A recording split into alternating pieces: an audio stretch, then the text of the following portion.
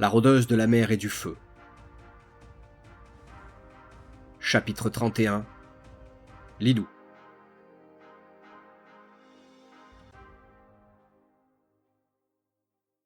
Ma sœur, Arrakis, n'est toujours pas rentrée, et la journée touche bientôt à sa fin.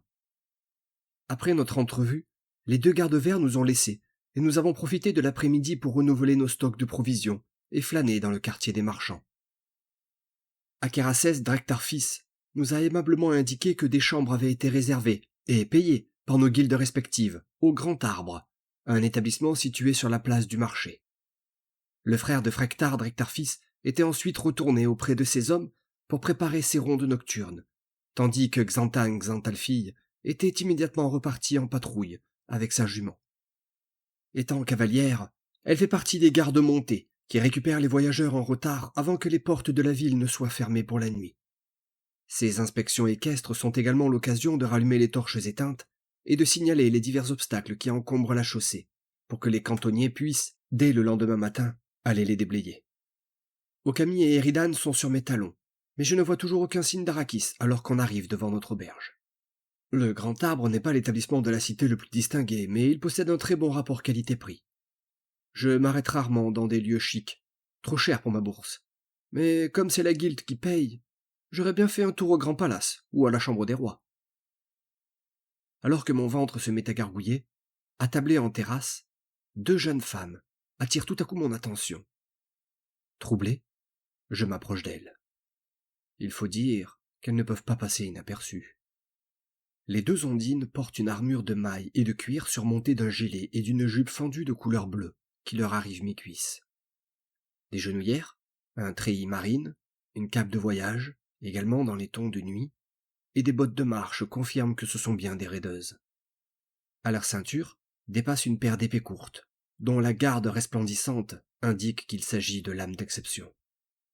Yeux océans, cheveux longs blonds cendrés au reflet d'or, jolis minois et stature svelte, celle de gauche semble légèrement plus grande que la deuxième. Carré noir, prunelle sombre et pénétrante, visage fin et petit nez, celle de droite a l'air cependant plus farouche. Je reste un instant en suspect, la bouche bée. « Ça alors !» souffle le War derrière moi. « Ce sont les guerrières jumelles, les sœurs des eaux, la derviche tournoyante et la danseuse céruléenne. » Je me retourne et vois Eridan qui s'avère en totale admiration face à elle. « Vous les connaissez ?» demandai-je, sérieusement surprise qu'ils sachent qui elles sont. « Je suis un ancien soldat de Masuna, Lilou, » rétorque-t-il. « Je connais tous les mercenaires célèbres de Tella, et celles-là sont dans le top 25 HM. Pour sûr que je les connais. » Les mercenaires, comme celles que nous voyons actuellement, sont classés par les flambellants et les maîtres de guilde dans le registre du haut mercenariat. Ils déterminent la réputation, la rentabilité et les spécificités de chacun d'entre eux. Et les 25 meilleurs sont désignés comme faisant partie du top 25 HM. Dans ce top, on trouve de tout. Des bons gars, à l'image des guerrières jumelles ou de Jonas Ulrich Fils Double Croc, dit l'incorruptible, mais aussi de sombres individus peu scrupuleux, tristement renommés pour leurs assassinats ou leurs cruels méfaits comme la Lame de l'Ombre ou Jarl l'Éventreur. L'une des deux sœurs croise mon regard et me fait signe d'approcher, d'un mouvement discret de la main. J'accepte avec joie son invitation. « Lilou, fille de Vindicael, je me trompe ?» commence la blonde en inclinant la tête avec respect. « Non, vous ne vous trompez pas. C'est un honneur que de rencontrer les deux guerrières jumelles. » Sa sœur m'accueille d'un sourire bref, sans un mot. « Je suis étonné que vous me connaissiez, » repris-je, flatté d'une telle circonstance. La brunerie. La réputation de la rôdeuse de la mer et du feu la précède dans bien des régions. Et je vous avoue que je suis très curieuse de savoir si toutes les rumeurs qui courent à votre sujet sont vraies d'ailleurs. Mes joues s'empourprent. Mais je ne peux pas me retenir et créer une petite flamèche au creux de ma main, que j'éteins aussitôt pour éviter d'attirer l'attention des badauds alentour. Alors, les histoires ne sont pas des légendes, se réjouit la blonde. Venez vous asseoir avec nous, nous avons tant à partager. J'hésite un instant, surprise par sa proposition, puis enchaîne.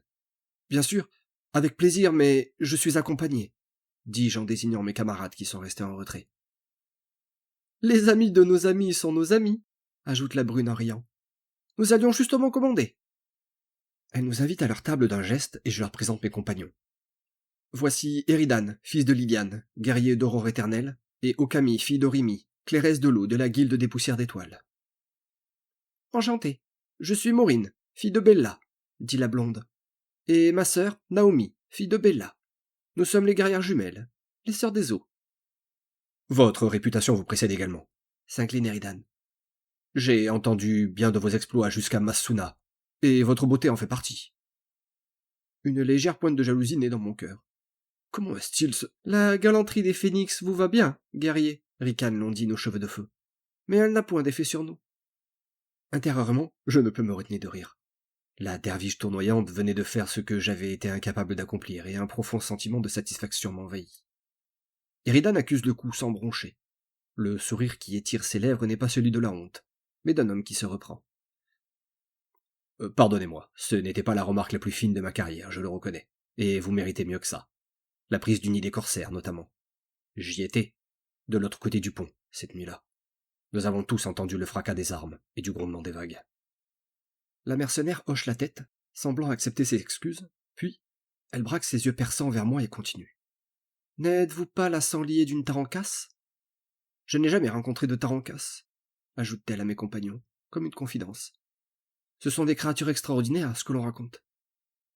C'est le cas, acquiesçai-je. Et Araki est encore bien plus extraordinaire que toutes ses consoeurs. Mais elle est partie avec le félin de mon père, qui nous accompagne également, et n'est toujours pas rentrée. Malheureusement, je ne la reverrai que tard dans la nuit, je pense. Les villes humaines ne sont pas ses lieux de prédilection. Les deux ondines hochent la tête, mais une étincelle de déception s'allume un instant dans leur regard. Et sinon, que font les sœurs des eaux à Las Lorien? Nous sommes en voyage. Nous allons voir les ruines de Cyrène. Mes yeux s'illuminent. Cyrène? Le bastion ondine de Tella? Disparu durant la chute? Demande Okami intrigué. Oui, celui-là même, confirme Maureen. Un silence s'installe à la table. Je ne m'attendais pas à entendre ce nom ce soir. Cyrène. Je le connais bien sûr. On l'apprend dans les livres, dans les encyclopédies des savoirs anciens de Daredon, ou même à l'académie. Le bastion ondine de Tella, englouti sous les flots lors de la trahison de Kamo, titan des abysses qui retourna sa fureur contre son propre frère K et son peuple. Un mal, vieux de plus de 2 millénaires, que les femmes de la mer portent encore, sourdement, comme une blessure que l'on n'évoque plus, mais que l'on ne refermera jamais vraiment. Seulement, voilà. Pour moi, tout ça, c'est de l'histoire, des pages jaunies et des légendes. Je suis une ondine, oui. Mes branchies, mes yeux, mon affinité pour l'eau me le rappellent chaque jour. Mais je n'ai pas grandi au bord de l'océan avec des filles de mon peuple, pour me transmettre leur mémoire, leurs rites, leurs chants de deuil.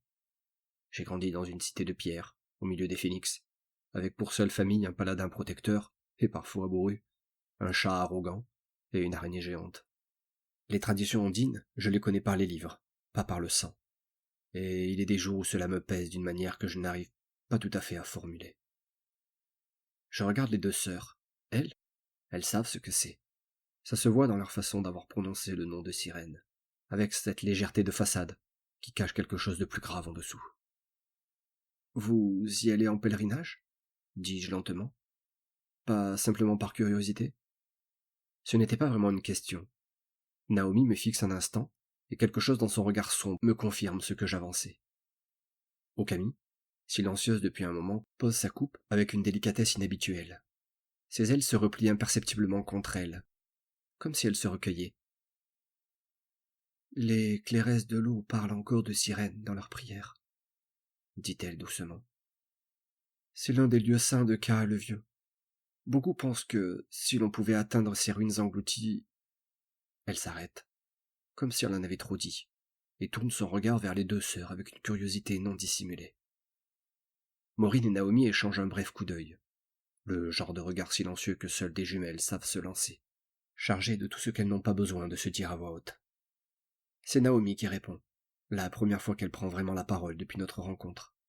Sa voix est posée, presque neutre, mais quelque chose dedans m'accroche instantanément. Beaucoup de choses reposent peut-être au fond de ces eaux, pas seulement des pierres. Le silence qui suit est différent des autres, plus lourd. Et je sens qu'autour de cette table, personne n'a envie de le briser trop vite.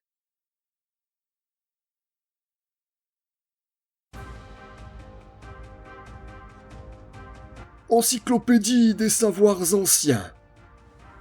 La chute. L'extinction des ondines.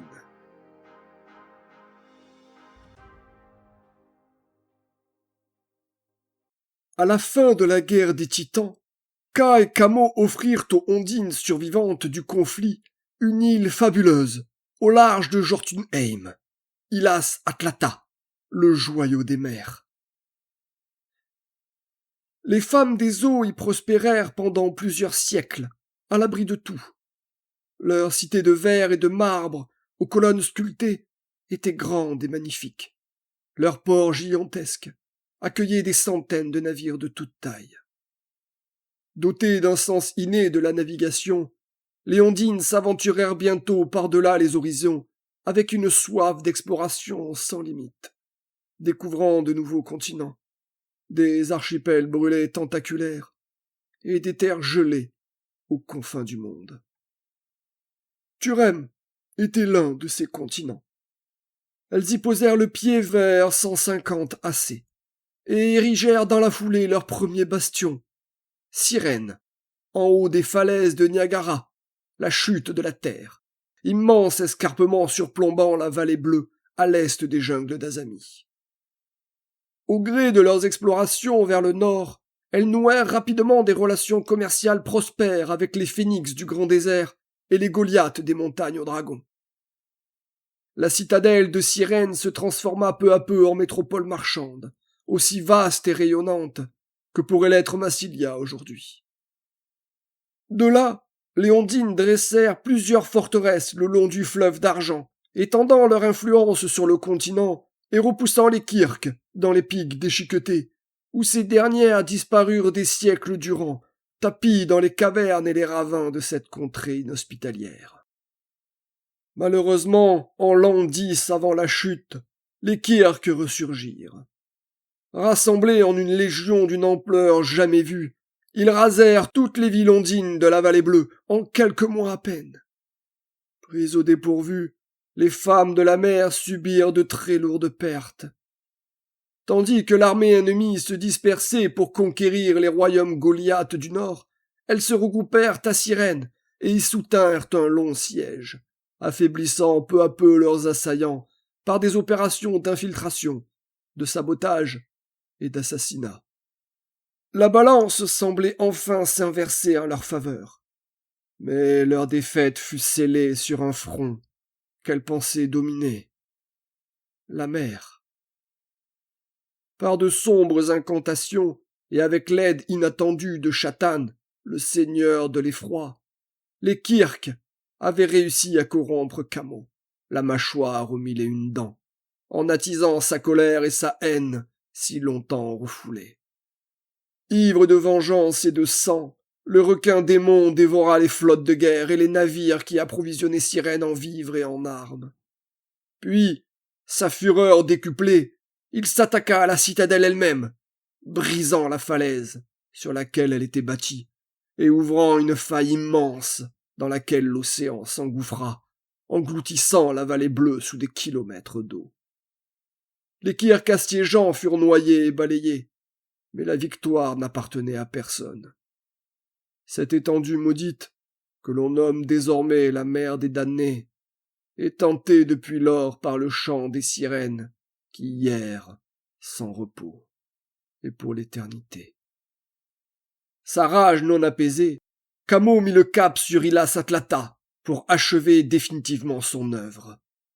On raconte que la reine des Ondines elle-même lui fit face, aux côtés du vieux Ka et d'Atalnet, et que si le monstre fut vaincu, ce ne fut pas sans perte.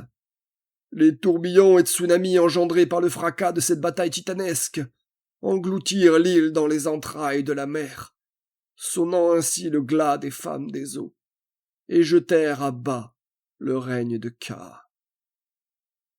Plus de 2000 ans ont passé depuis lors. Les descendantes survivent aujourd'hui dans de modestes villages côtiers ou fluviaux, vivant principalement de la pêche et de l'aquaculture. Bien triste destinée pour les héritières de celles qui furent jadis les maîtresses des océans et des horizons. Pourtant, dans leur cœur, toutes attendent avec une ferveur intacte le retour de leur reine, celle qui sortira à l'empire des eaux de son long sommeil et lui redonnera sa splendeur d'antan. Par Sir Darredon, maître du savoir de Massilia.